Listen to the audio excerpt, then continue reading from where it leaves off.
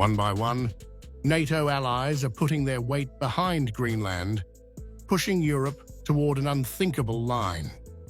France is now leading the charge to defy Donald Trump. Macron's troops are heading to Greenland, not to deter Russia, not to counter China, but to prepare for pressure from their own NATO leader. This is a strong political signal. It was said that Europe was taking its time, but not so much.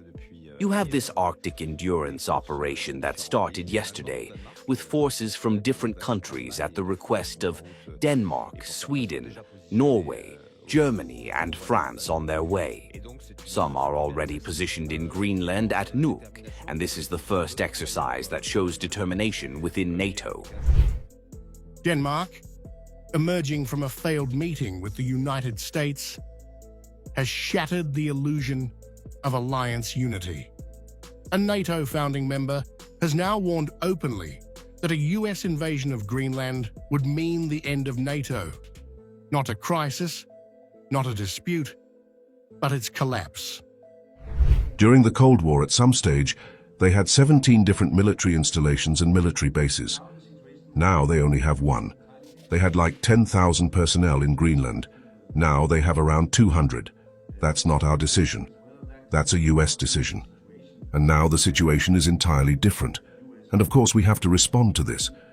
The big difference is whether that must lead to a situation where US can acquire the Greenland, and that is absolutely not necessary. We have the longest lasting diplomatic relation with the US that any US ally has, 25 years in a row. When Copenhagen signals that Washington has become its primary security concern, the alliance's credibility is already in question. Italy's response is even more revealing. Prime Minister Giorgia Meloni openly admits Europe has no unified plan, no leverage, and no clear answer. Her sarcastic question, should we attack McDonald's, is not humor. It is an admission of strategic paralysis. And so what do? I look for the lights rather than the shadows in my relationship, in the Italian relationship with its European and Atlantic partners, because it is in our interest to strengthen this sphere, which is our sphere of belonging. Is this strategy wrong? Then you have to formalize the alternative for me. You have to tell me what you mean to do. That is, do we need to distance ourselves in the sense that we should leave NATO, close the American bases, break off commercial relations, attack McDonald's? I don't know. What should we do? What should we do otherwise? Clearly, of course, I don't agree with everything my partners say. With Trump, I agreed on Venezuela. I didn't agree on Greenland. Any other name you might bring up here. I'll tell you something on which I agree and something on which I disagree. And if you asked all my partners what they think of what I say, they would tell you that on some things they agree and on some things they don't. This is the reality behind the Greenland standoff. A Europe that speaks of unity while quietly preparing for internal deterrence. A NATO that defends sovereignty globally while struggling to manage tensions within its own ranks.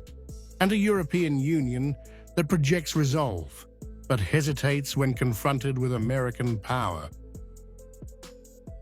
The US position completely violates international law and fundamentally contradicts the norms of international relations established after World War II.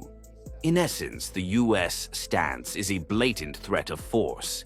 What I see in this is nothing but a gangster logic.